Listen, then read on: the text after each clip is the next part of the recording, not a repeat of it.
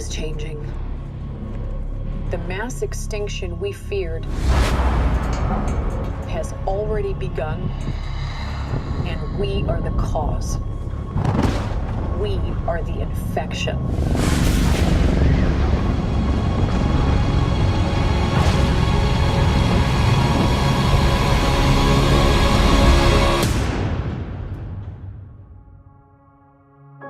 But like all living organisms, the Earth unleashed a fever to fight this infection. Its original and rightful rulers, the Titans. For thousands of years, these creatures have remained in hiding around the world.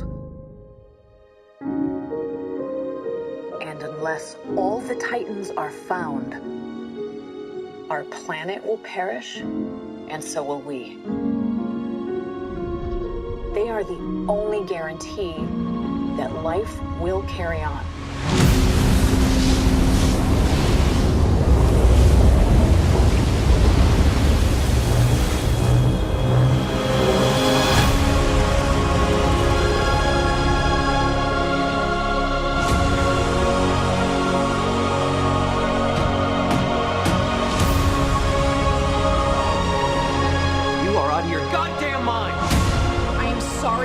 But this is the only way.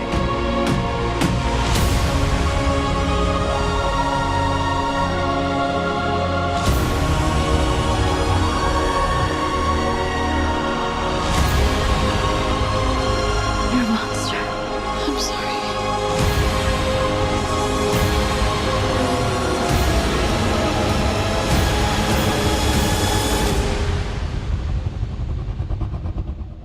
Long live the king.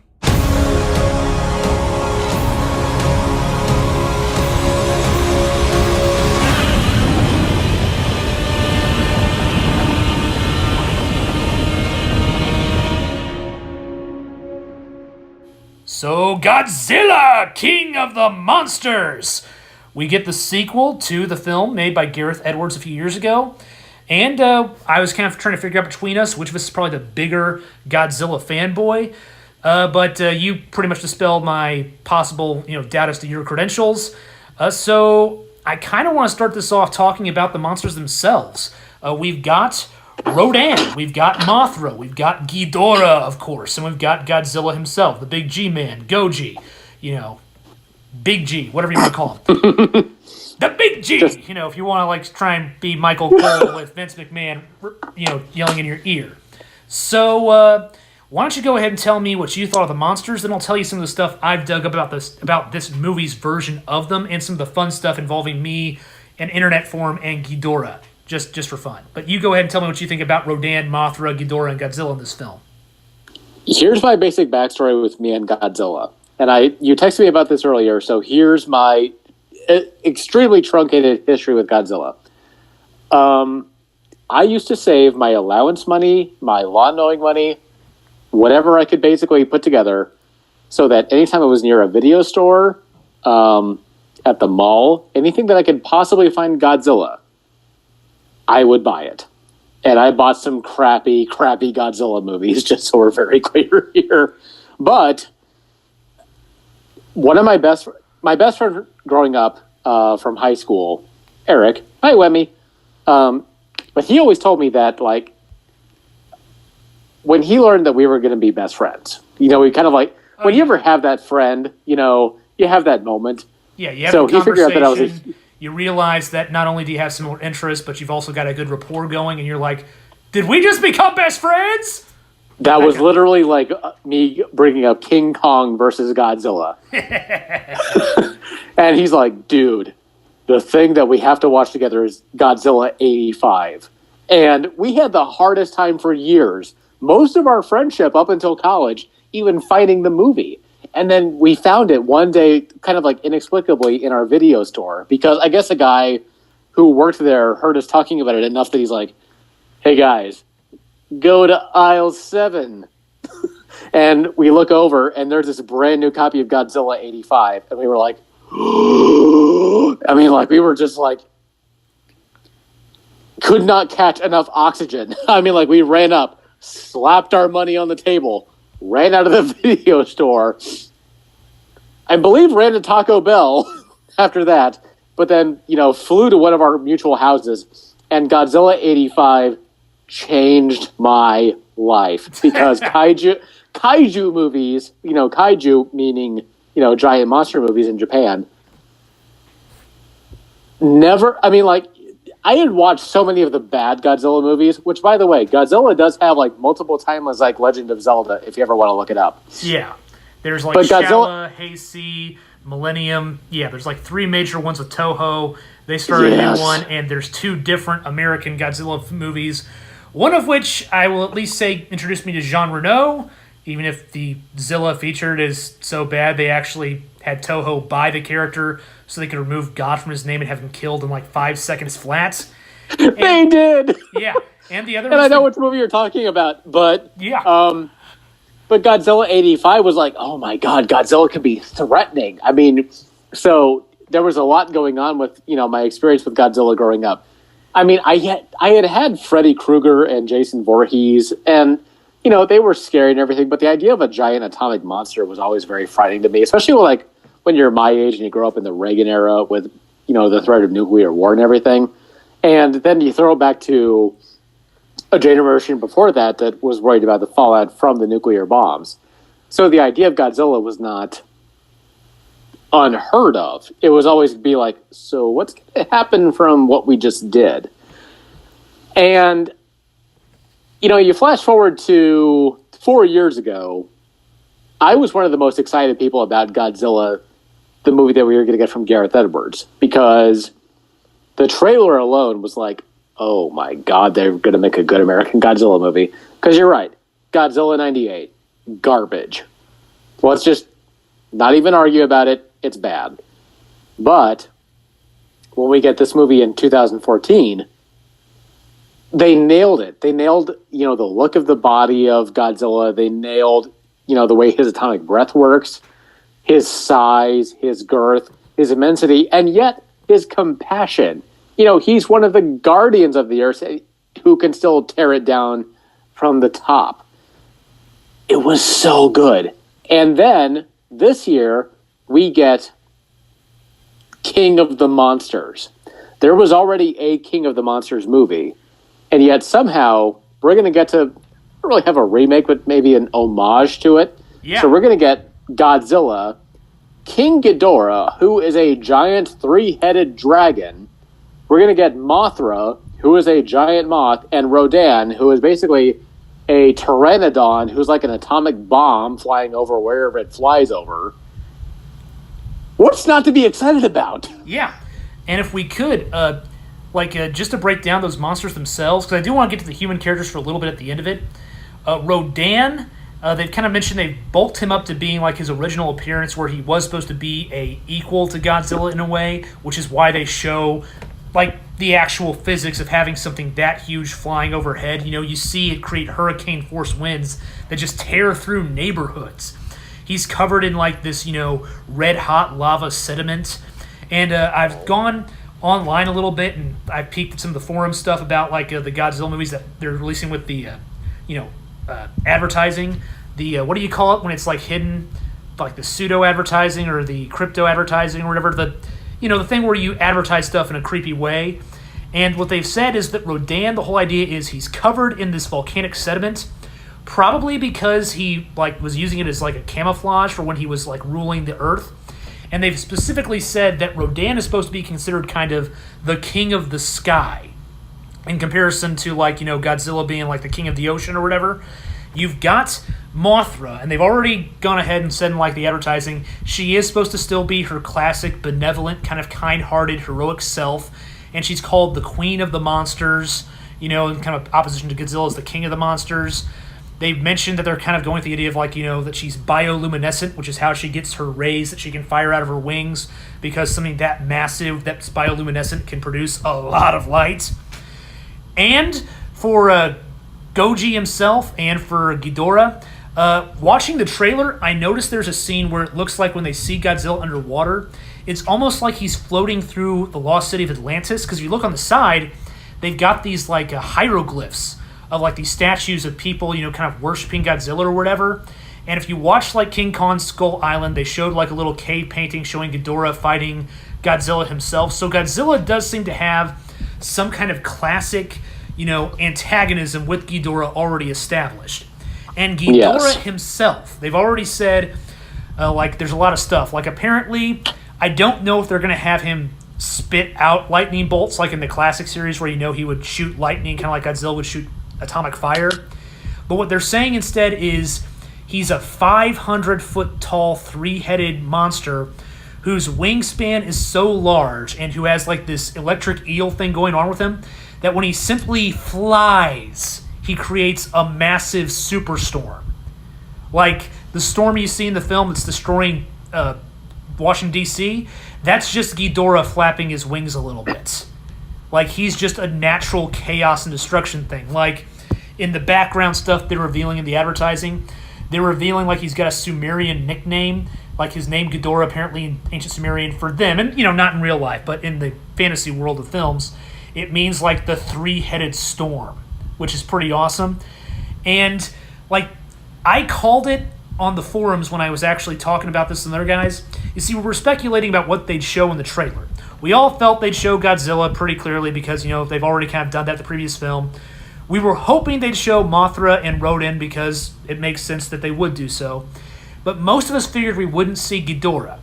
And me and two other guys kind of figured that we could, but only if they did it in like cool kind of, hard to see way. Like I initially figured it'd be some kind of weird dust cloud you'd see him out of. And what do they show in the film?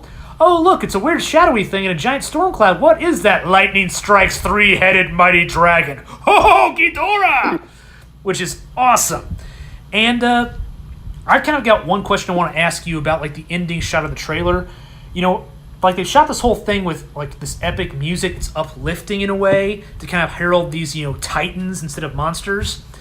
And they show Godzilla, like, walking towards a city, his spine's glowing, and he's giving that awesome roar they've given him in this movie series, that sounds like it's an entire, like, jet plane roaring past your head. Mm-hmm. And he's flanked by fighter jets. And it looks like, they said that when he, like, shoots the beam into the sky, they said, like, a magazine, that's him calling, like, a call to arms, like him trying to rally the other monsters to attack Ghidorah. So I'm kind of wondering, do you think they should just have Ghidorah be, like, the bigger apex predator who naturally all the lower predators want to take down? Or do you think they may try and, like, actually play with, like, the thing that Vera Farmiga talks about in the film where there's, like, an imbalance and have it revealed that Ghidorah is kind of like the monster counterpart to human pollution? That he's a monster so huge, so powerful, and so consuming that he actually unbalances the ecosystem, forcing Mothra, Rodan, and Godzilla to take him on just because his existence is that harmful. Like, I'd love something like that. What do you think about that idea? This is a blasé answer. Yes. In the original movies, Ghidorah was always like the, shall we just say, Thanos or Darkseid to the monsterverse that was built up in the Toho universe. So, yeah, if you ever needed the other monsters to team up to fight somebody, bring in King Ghidorah. He's our man. He'll everybody will hate him. He's the only monster bigger than Godzilla, and he's the only sadist who's more sadistic than Gigan. So I like the idea that they are building up Godzilla to be the Captain America in this sort of like. I know this is like a really lame, parallel to make, but Ghidorah is a three-headed dragon that's basically a natural disaster that can even destroy populations by being alive. So, yeah, I do think that he's sort of like the be-all, end-all of everything that you want to make a parallel to. He's climate change. He's natural disasters. He's everything that we fear as man. And somehow Godzilla, the original nuclear disaster warning sign that he was intended to be, is somehow our savior. So, yeah, Ghidorah is going to ultimately be like the big bad of this entire thing, that when he does that like nuclear breath into the air, I'm with you. I think he's calling not only Mothra and Rodan to come to his aid. You know who I think is going to make an appearance? Kong. Well, that is the sequel they're setting up. And actually, I do want to point this out as well. Like I pointed out, they've given, actually in the advertising, they've given every single one of the monsters a royal title. I mean, Ghidorah is classically known as King Ghidorah. Godzilla's nickname is King of the Monsters. Mothra is called the Queen of the Monsters. Rodan is called the King of the Skies in one of their supplementary materials. And of course, on Skull Island, Kong is king. yes. Like if I want to talk about this a little bit more, but when we get to Charles Dance and his like 5-second appearance of awesomeness, and he says long live the king. Which king? Like they're all kings and queens in this universe. So which one is the top dog? And I do want to point this out. Like we mentioned how Ghidorah is like a natural disaster. I think the idea is supposed to be that he's even more so than like Rodan and Godzilla. Because when Godzilla exits water, what does he create? A tsunami. When Rodan just flies over you, he creates hurricane force winds. And yet somehow, Ghidorah is so much worse by his existence that even Godzilla is like, okay guys, I know the humans are pesky little, weird people who just keep messing with us and waking me up from my nap. I hate Mondays, but we gotta take down that Ghidorah monster. So I'm gonna charge out there. I'm gonna be flanked by jets. It's gonna be really patriotic, even though I'm, Japanese, not American. But we're gonna take down Ghidorah. You ready, guys? On 3, hit. Like Godzilla's like a team dad almost, or the quarterback. Let's go. Why are you throwing harder? No. Everybody hit Ghidorah. I don't care if you've got missiles, laser breath, or a spit wad. Hit him. Tackle high, tackle low. Yeah. So I'm loving the idea of this franchise moving forward in America. I mean, and I love the Japanese Godzilla movies so much. Like I said, I saved up so much money and spent a lot of money. Oh, if we ever have a side podcast, I want to tell you about the day that I watched Godzilla versus Megalon. Oh, I've never been sadder. That's all I'm going to say. Moving forward. The human characters. There's one thing I want to mention quietly first. We've got Ken Watanabe. I hope that's how you say his name. I'm Ken Watanabe. Thank you. We've got him back as Dr. Serizawa. A character who's got the same last name as a character from the original Godzilla movie. Yes. And I just want to share this. The film's director, one of the things he put on Twitter for fun was a picture of the Oxygen Destroyer. The thing that kills Godzilla in the original 1950s movie. Yes. And there's speculation that we could see some version of the Oxygen Destroyer come back. And, if the Oxygen Destroyer's there, then who else might eventually emerge for, like, say, a later movie? Destroyer. The weird, the next step from the weird mutation thing. But that's all fun and games. Let's move on to the actual, main characters we see in the film for the human side. We've got Vera Farmiga giving the haunting narration for the first part. Looks like she's possibly a villain, or there's a red herring thing or something here where it looks like she's trying to release Ghidorah and Rodan and the other monsters. And we've got 11, Millie Bobby Brown. And I want to go ahead and get this joke out of the way. I would love Season 3 of Stranger Things to have a part where the smoke monster comes after 11, and 11 just smiles like she does in the trailer, and she says, I've got a new friend now, too. And then, suddenly, Godzilla. I would the only way you could have made that joke better is if she holds up the Infinity Gauntlet and snap. Reality Stone steps in. Here comes Godzilla. And there we go. It's all crossing over. So, Millie Bobby Brown had an Instagram post that did the her trying to contact Monarch. Yeah. There was no monsters involved in the entire clip that she released. Yep. But wow. Well, you heard, I think everybody said online that little weird sound you hear on the other side of the radio, that's probably Ghidorah roaring, because it's this weird kind of half cackle, half howl. You know, that really weird sound he makes? So that may be Ghidorah's sound, and she recognizes it a little bit. And I want to ask you this. Do you think they should have Vera Farmiga, who's clearly her mother, be an actual villain? Or do you think it should be some kind of red herring thing and she gets to be back with her daughter later on? Which do you think offers more possibilities? This is gonna be like another like sort of like blasé statement. Human antagonists in these sort of kaiju movies don't do anything for me, period. Because, I mean, what's the bigger threat? The human that's like, I'm gonna do this, or the monster that's tearing down cities?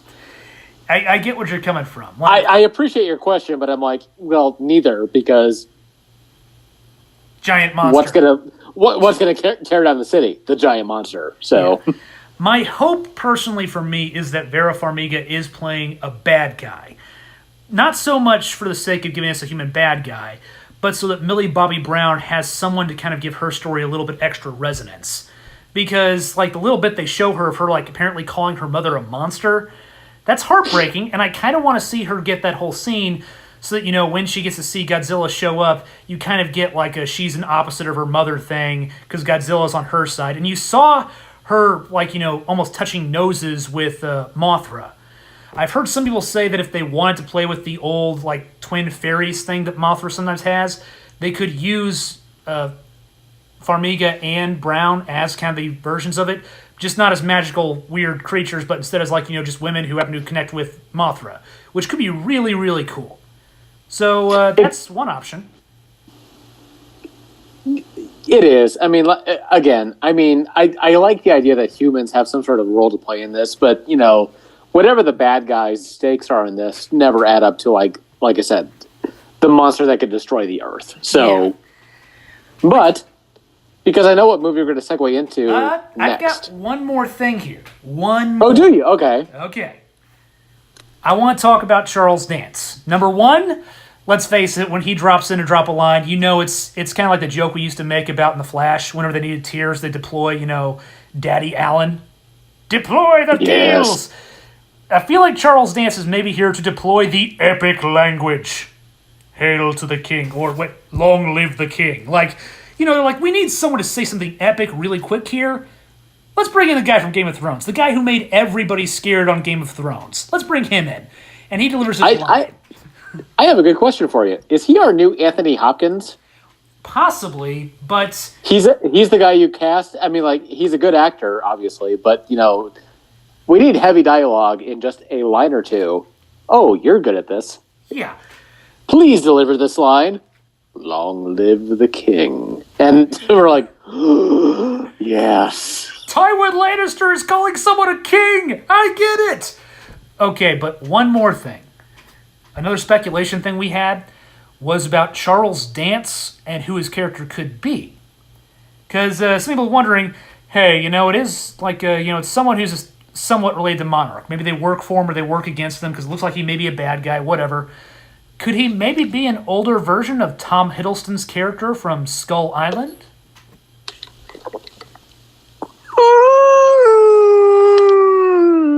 Maybe.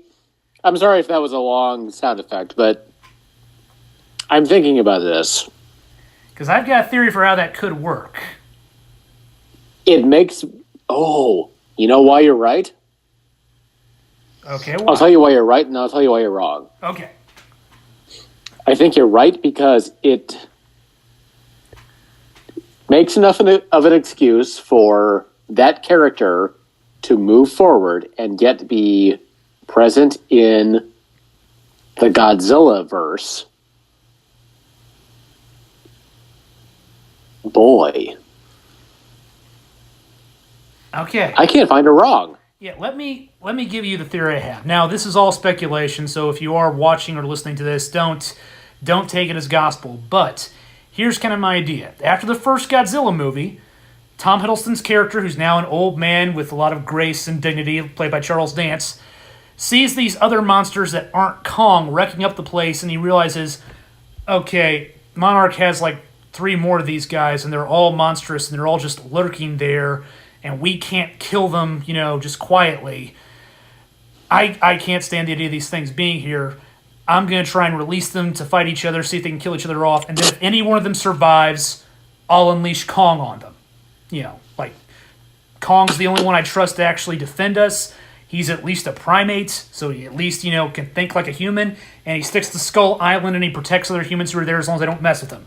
That sounds better than having some giant frickin' pterodon thing sitting in a volcano just waiting to wake up one day and tear up the place, or having Godzilla just decide, I'm gonna eat this whale and causing a tsunami. I'm gonna try and kill them off by unleashing Ghidorah and all the others at the same time so they all fight each other, and then afterwards, I'm unleashing Kong to take down any remainers. That's my plan. That's a theory I have. I don't know if it would really work, but it would be interesting to actually play that, and it gives you an excuse for why you'd have Godzilla versus Kong. And it gives you an excuse for why Kong would be big enough to match up with Godzilla, because let's face facts. Godzilla, in the movie that we had in 2014, towered over the biggest skyscrapers that we had. And Kong, as big as he was presented in that movie, would, come up to his kneecap. Yeah, most people have figured that if Kong is supposed to be a kid in that movie, and he is, at least an early teenager, even if you put on a few hundred more feet, he'd still probably only be about half as large as Godzilla. And while he's got opposable thumbs and he's got tools and possibly a higher, degree of intelligence, that's still not a fight you really want to be, ready to go for on. But if you have Godzilla wounded after everything, and then you've got evil Charles Dance trying to help take down Godzilla with Kong, you could genuinely set that up to be an interesting question of who do you root for? Earth's natural protector, who's just the top dog, the apex predator to end all apex predators? Or do you cheer for, humanity's protector when he's got a bad guy in his corner? Have you ever seen the original King Kong versus Godzilla? Yes, the one where he shoves a tree down Godzilla's throat and electrifies him because he's got power suddenly. Who were you rooting for? As the American, I was rooting for Kong just on the basis of America as a little kid, See, I was Team Godzilla the whole way through. That's a weird movie to talk about. That would be a good episode. We should do that later. Yeah, just a fun little episode. Yes. But yeah, I'm loving the idea of King of Monsters. So yeah. So that ends the Godzilla part.